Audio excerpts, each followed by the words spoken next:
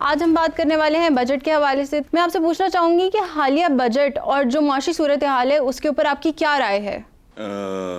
محمدہ ہنسی صاحبہ، اخبارات میں شائع ایک رپورٹ کو پڑھ کے میں لرز اٹھا ہوں، ہل کے رہ گیا ہوں. یہی رپورٹ میری رائے ہے اور اس کو بہت غور سے سنیں آپ بھی اور ہمارے ویورز بھی. پاکستانی معیشت کا کل حجم سائز 2 سال میں سکڑ کے صرف 341 ارب ڈالرز رہ گیا ہے. دوسری خوشخبری سنو. بنگلہ دیش جو کل تک، آج سے چند اشرے پہلے تک مشرقی پاکستان کہلاتا تھا اور ان کے حالات بہت برے تھے ظاہر ہیں، اس بنگلہ دیش کی معیشت کا سائز ہم سے بہت زیادہ، یعنی 460 ارب ڈالر. اور بھارت بڑھ کے مارنی، دم پہ کھڑے ہو کے بھوت پھیریاں لینی، یہ بہت آسان ہے. بھارت کا ہے 3400 ارب ڈالر تک پہنچا ہوا. نتیجہ، معیشت سکڑنے کے باعث روزگار بھی ظاہر ہے بہت کم رہ گیا، مزید متاثر ہوا. 10 کروڑ افراد خط غربت سے نیچے زندگی گزارنے پہ مجبور ہیں. خط غربت کی ڈیفینیشن پڑھو گے تو آپ کو نیند نہیں آئے گی جس کے اندر تھوڑا سا ضمیر. میں اتنے عرصے سے جو گھر سے باہر نکلتے ہوئے ڈرتا ہوں،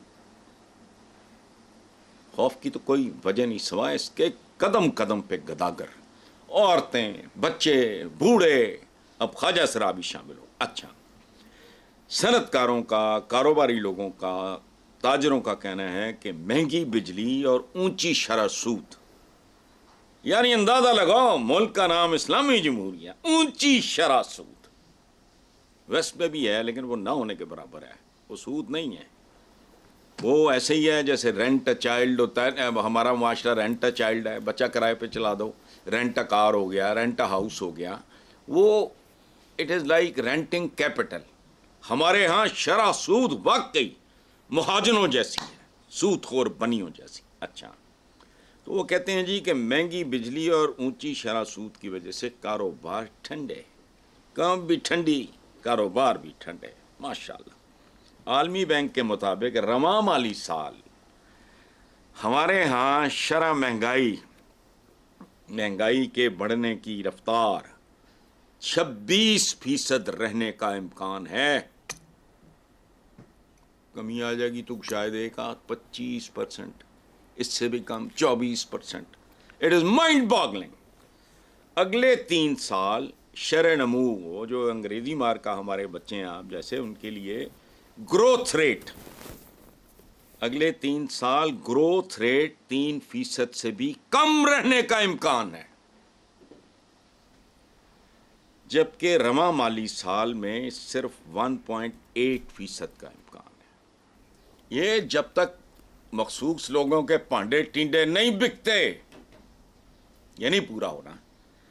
اچھا، اب آپ سنو، سمری کہہ لو، باٹم لائن کہہ لو، ہائی لائٹ کہہ لو آف دا بجٹ، کہ حکمران طبقات اور اشرافیہ نام نہاد نے سارا بوجھ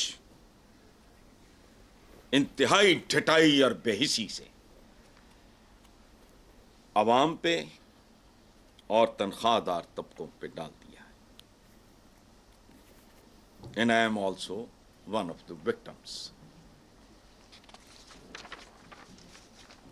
امید ہے ویورز کا پیٹ بھر گیا ہوگا. جی حسن صاحب، اسی کے ساتھ آگے بڑھتے ہیں. میں نے ایک بہت ہی شاکنگ خبر پڑھی کہ ہمارے سینئر ایکٹر راشد محمود نے بجلی کا بل دیکھ کے اللہ سے موت مانگ لی، جبکہ ماضی کی مشہور فلم سٹار نیشا بیگم بھی 1 لاکھ کا بجلی کا بل دے کر غصے میں آ گئیں. اس بارے میں آپ کیا کہیں گے؟ میں نے کیا کہنا ہے بھائی اس کے بارے میں. اب راشد محمود سے میرا پرانا تعلق ہے. ان کے والد ایک بڑے خوبصورت شاعر تھے. ایز اے ونڈرفل ایکٹر، صدارتی ایوارڈ یافتہ. حالانکہ ایوارڈ بھی ہمارے ٹکے ٹوکری ہیں. پچھلی بار جو ایوارڈز تقسیم ہوئے ہیں ان کو دیکھ کے کراہت، ان سے ٹھیکرے بہتر ہیں. خیر anyway, he was a very good actor, son of a very nice Punjabi poet. मेरा इनके साथ रेडियो पाकिस्तान पे एक ज़माने में बड़ा अच्छा, टीवी वगैरह ये वो पुराने ज़मानों की बात है.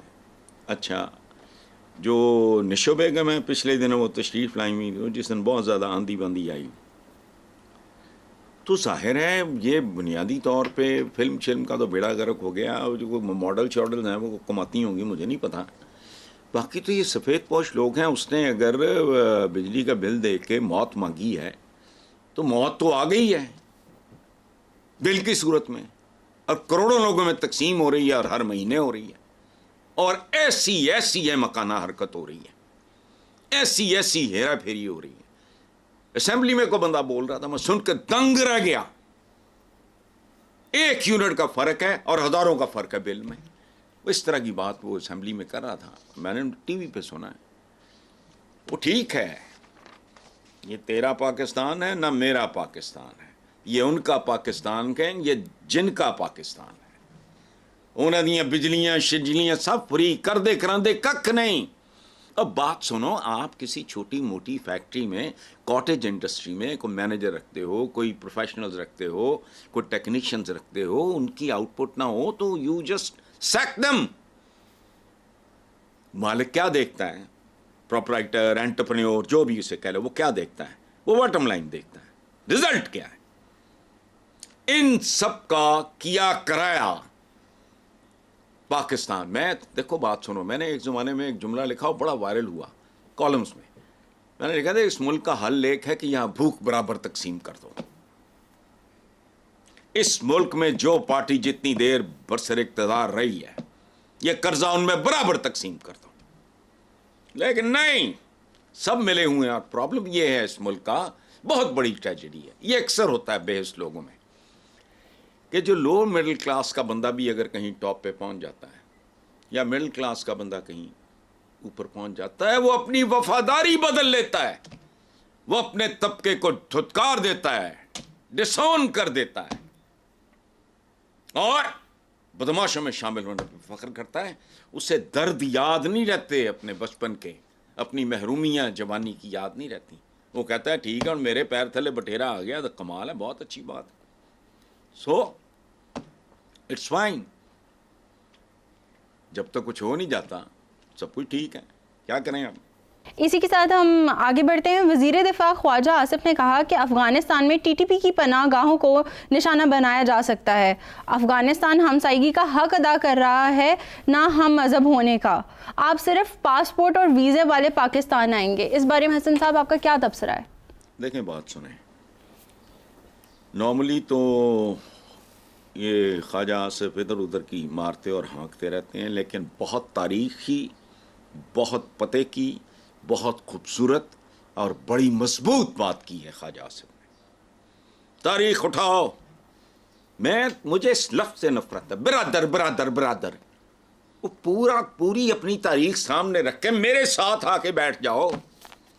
वो ताकत के खेल में वेस्ट मुहज़्ज़ब हो गया, उसने दे लेड आउट. अदरवाइज ताकत पूरी दुनिया में यही था. और हमारे यहाँ तो खुदा की पनाह है, हमारे यहाँ तो लर्ज उठता है आदमी. बापों ने बेटे, बेटों ने बाप, भाइयों ने भाई, बिरादर. ये बहुत तारीखी और पते की बात है. ख्वाजा आसिफ जैसे लोग, ये मैं तभी कहता हूँ, मुझे इनसे नफरत भी इसीलिए सियासतदानों से, ये कौम का दिमाग होते हैं, हमारा दिमाग चले हुए हैं.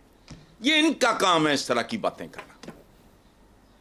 जो हम जैसे लोग कह के तो फिर बुरा भला सुनते हैं, इनका काम है. कोई बरादर बरूदर नहीं आए, हम तो गलियों में बरादर नहीं है.